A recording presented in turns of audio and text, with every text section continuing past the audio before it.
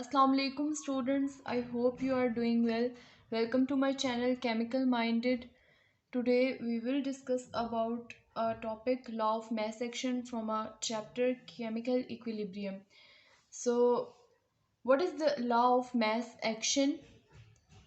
Let's see the statement of this topic.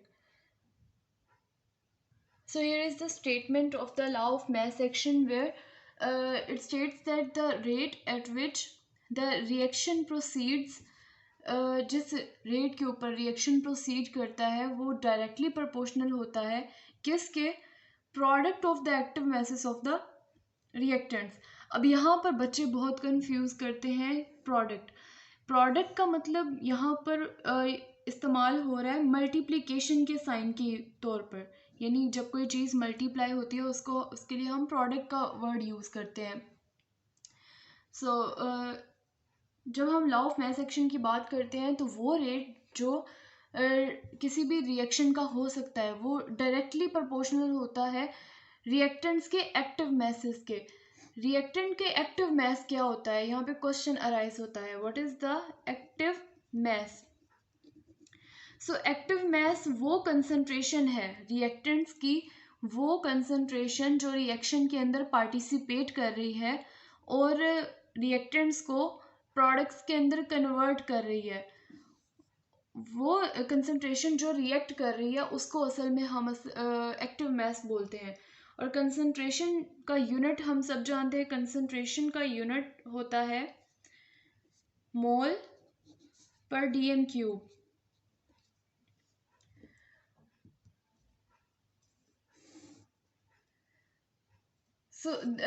हम law of mass action को एक example के थ्रू देखते हैं कि किस तरह से रेट ऑफ रिएक्शन जो है किसी भी रिएक्शन का वो डायरेक्टली प्रोपोर्शनल किस तरह होता है उसके रिएक्टेंट्स के। जब हम रिएक्टेंट्स की बात करते हैं या इक्विलिब्रियम रिएक्शन की बात करते हैं तो हम ये एग्जांपल कंसीडर करते हैं, that is A plus B that is going to here ये जो के है small K F rate of or rate constant of forward reaction, and here small k of r here it is the constant for the reverse reaction, and and b are reacting to form the product that is c plus d. Now what the law of mass action give us from the statement, यहाँ पर दो reaction proceed कर रहे हैं, एक forward reaction proceed कर रहा है और एक रिवर्स रिएक्शन प्रोसीड कर रहा है। और असल में हम ये रिएक्शन जिस कंडीशन में है उसको हम डायनामिक इक्विलिब्रियम बोलते हैं।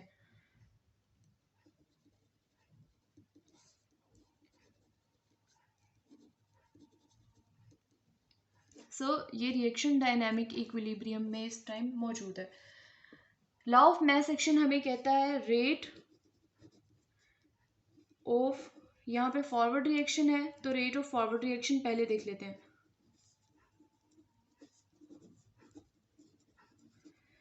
Rate of forward reaction will be directly proportional to the concentration of reactants. Forward reaction जब इस डायरेक्शन में जा रहा है तो reactants ये है, तो concentration of reactant और product of the concentration of reactant, product मतलब ये दोनों आपस में मल्टीप्लाई हो रहे हैं, ठीक हो गया।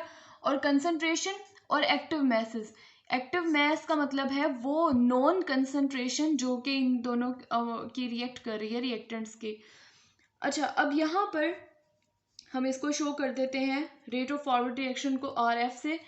प्रोपोर्शनैलिटी का साइन हम ख़त्म करेंगे तो हमारे पास एक कांस्टेंट आएगा और उसको हमने यहाँ पर भी मेंशन किया है K F, and concentration of A and concentration of B. Let's suppose इसको हम कह देते हैं equation number 1। Then on the second number we have a rate of reverse reaction.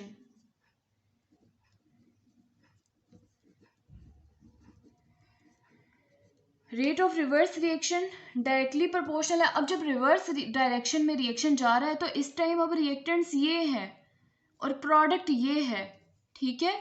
तो यहाँ पर जो रेट ऑफ रिवर्स रिएक्शन होगा वो भी एक्टिव मैसेस ऑफ रिएक्टेंट्स के ऊपर ही डिपेंड करेगा, और यहाँ पर रिएक्टेंट्स हमारे पास क्या होंगे, C and D, and concentration of C and it is multiplied by concentration of D.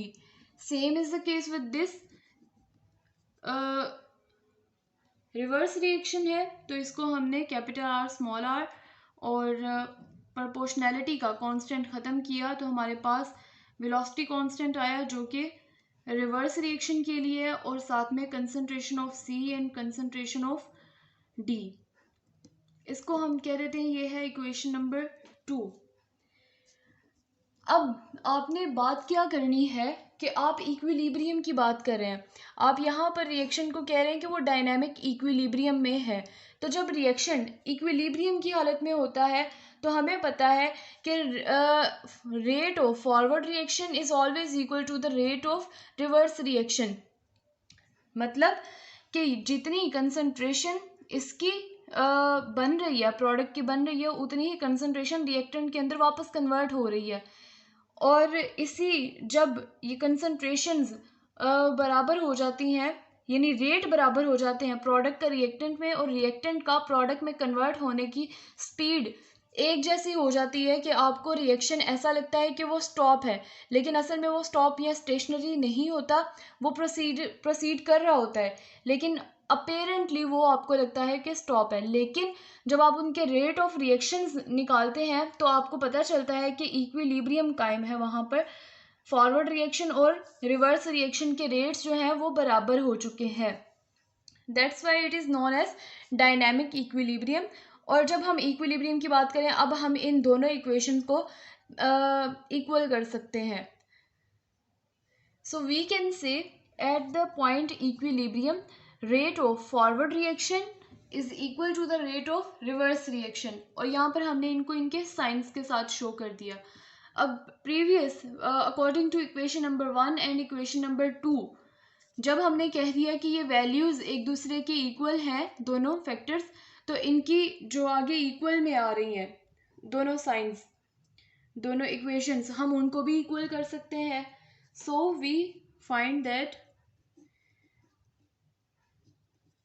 Kf into concentration of A and concentration of B is equal to the velocity constant of reverse reaction into the concentration of C and concentration of D। अब हम इसको ज़रा rearrange कर लेते हैं। ये यहाँ पर मल्टीप्लाई हो रहा था, इस तरफ आके डिवाइड, ये इधर मल्टीप्लाई हो रहा था, दूसरी तरफ आकर इक्वल के डिवाइड। सो हमें क्या मिलता है, हमें कुछ इस तरह की सिचुएशन मिलती है।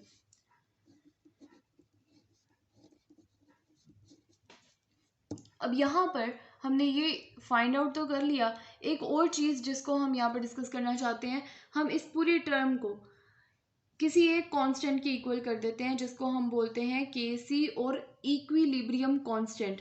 और Kc किसके इक्वल होता है, it is the ratio between the constant of forward reaction and reverse reaction, यानी कि इक्विलिब्रियम कांस्टेंट दो रेट कांस्टेंट्स के रेशो के इक्वल होता है। So we can simply say Kc is equal to concentration of C, D, A and concentration of B। यहाँ तक तो हम इसको फाइंड आउट कर लेते हैं।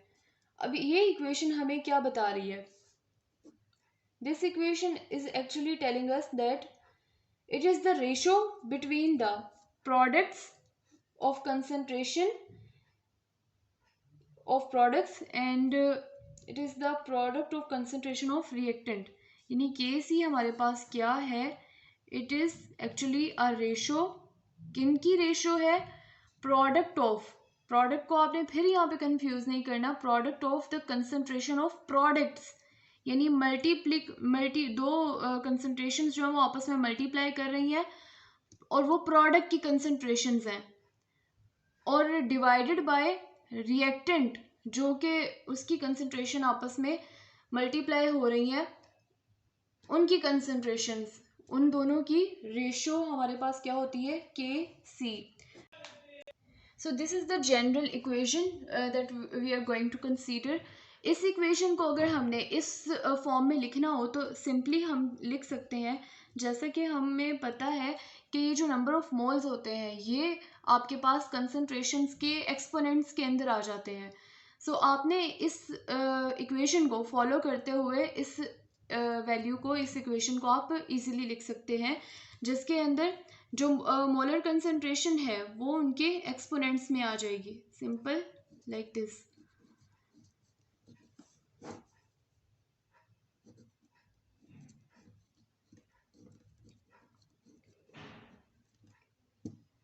And this shows that the coefficients in the equation appear as the exponent of the terms of the concentration in the equilibrium constant expression. तो equilibrium constant expression हमने किसी भी रिएक्शन का लिखना हो तो हम उसको इस तरह से लिखा जा सकता है. हो सकता है आपको पेपर में कोई एक इक्वेशन दे दी जाए और उससे आपको क्वेश्चन किया जाए कि इस इक्वेशन का आप इक्विलिब्रियम कांस्टेंट एक्सप्रेशन लिखें, तो आपको वहाँ से आप इजीली, अगर आप इस इक्वेशन को जहन में रखते हैं तो आप इजीली वहाँ पर उस इक्वेशन का equilibrium constant expression find out कर सकते हैं. So next we have to discuss about the units of equilibrium constant and or Kc. अगर हमें Kc का और equilibrium constant के units find out करने हैं तो हम किस तरह से कर सकते हैं. अगर आपके पास एक रिएक्शन गिवन है और उसके अंदर जो प्रोडक्ट्स की कंसंट्रेशन और मोलर कंसंट्रेशन है उनकी, और नंबर ऑफ मोल्स जिनको हम बोलते हैं, उनके नंबर ऑफ मोल्स अगर सेम है तो आपके पास Kc का कोई यूनिट नहीं होगा. फॉर एग्जाम्पल आप कंसीडर करें एक इक्वेशन जो कि है acetic acid in the aqueous solution and ethanol into the aqueous solution, and it is going into a reaction giving us the ester, plus we are going to have a water molecule. So अब यहाँ पर आपके पास जितनी भी reactants आ रहे हैं या products आ रहे हैं, उनके अंदर आपके पास कंसंट्रेशन जो है ये 1 है, 1 1 एंड 1. जब आप इसका रेट एक्सप्रेशन लिखेंगे और इक्विलिब्रियम कांस्टेंट एक्सप्रेशन लिखेंगे तो आपके पास वहाँ पर कोई भी यूनिट प्रेजेंट नहीं होंगे. How, let we see. So when we write the Kc or equilibrium constant expression of this equation, then we find this type of sequence or expression, जिसमें क्या हो रहा है कि यहाँ पर जो प्रोडक्ट्स थी उनको हमने इधर न्यूमरेटर में रखा और जो हमारे पास रिएक्टेंट्स हैं उनको हमने डिनोमिनेटर में रखा. और जब हमने मोलर कंसंट्रेशंस किसी भी कंपाउंड का, किसी भी रिएक्टेंट का, प्रोडक्ट का जो कंसंट्रेशन होता है, कंसंट्रेशन का यूनिट हमेशा मोल पर डीएम क्यूब होता है, क्योंकि हम उसको डाइल्यूशन के साथ यूज़ करते हैं, एक्वस सॉल्यूशन में या किसी सॉल्यूशन के अंदर सॉल्वेंट में यूज़ करते हैं, तो तब हमारे पास जो रिएक्शन होता है और कंसंट्रेशन होती है उसको हम मोल पर डीएम क्यूब के अंदर यूज़ करते हैं. सो इसका यूनिट, इसका यूनिट, इन सब का यूनिट्स जो है वो हमने यहाँ पर मेंशन कर दिए. अब ये यूनिट बहुत इजीली हमें पता है एक दूसरे से कैंसिल आउट हो रहे हैं. इस वजह से जब इनकी प्रोडक्ट की कंसंट्रेशन और रिएक्टेंट की कंसंट्रेशन इक्वल थी तो हमारे पास जो Kc की वैल्यू और Kc का जो यूनिट है वो हमारे पास नो यूनिट आया. हम एक और एग्जांपल डिस्कस करते हैं जो कि नो यूनिट के साथ है. कैसे बाज़-औक़ात ऐसा भी हो सकता है कि आपको यहाँ पर जो नंबर ऑफ़ मोल्स हैं वो डिफरेंट मिले, इस तरफ डिफरेंट है और यहाँ पर डिफरेंट है. आप उसका रेट एक्सप्रेशन लिखते हैं और केमिकल इक्विलिब्रियम कांस्टेंट एक्सप्रेशन लिखते हैं, तो you come to know that यहाँ पर एक्सपोनेंट है. यहाँ पर जो प्रोडक्ट्स थी उनके 2 नंबर ऑफ़ मोल्स थे, 2 नंबर ऑफ़ मोल्स थे, तो उनको हमने इधर एक्सपोनेंट्स के अंदर लिखा। जब हमने एक्सपोनेंट्स में लिख लिया तो हमने जब उसको यूनिट वाइज सॉल्व किया तो यहाँ पर जो स्क्वायर था वो इसके साथ कैंसिल आउट हो गया। Again we have find no units of KC। Here is the last but not least, the last example for the units of KC. इसके अंदर क्या हो रहा है, आपके पास एक इक्विलिब्रियम इक्वेशन है जिसका आपने KC एक्सप्रेशन लिखा हुआ है। उस KC एक्सप्रेशन के अकॉर्डिंग हमने जब यूनिट्स फिल किए और हमने उनके एक्सपोनेंट्स भी फिल आउट किए। एक्सपोनेंट्स फिल करने के बाद we come to know that यहाँ पर जो चीज़ कैंसिल आउट हो रही है उसको हमने कैंसिल आउट कर दिया। फॉर एग्जांपल ये स्क्वायर जो है ये इसके साथ कैंसिल होकर यहाँ पर 1 मोल पर DM³ का मॉलिक्यूल रह गया और यूनिट रह गया, 1 सेट ऑफ यूनिट। सो ये दोनों आपस में मल्टीप्लाई हो रहे हैं। मोल जो है वो स्क्वायर हो जाएगा, मोल पर स्क्वायर 2 मोल्स हैं वो ऊपर की तरफ जाएंगे तो -2 में, और DM³ जो है ये -6 है डिनोमिनेटर में, जब ये अपवर्ड जाएंगे तो ये हो जाएंगे DM+6 में। So this is the final unit of KC। And this was all about for today. We discussed about the law of mass action and units of equilibrium constant. I hope you will like it or it will be helpful for you. In the last, if you have not subscribed my channel then please subscribe it, like the videos and comment, and thank you so much for listening.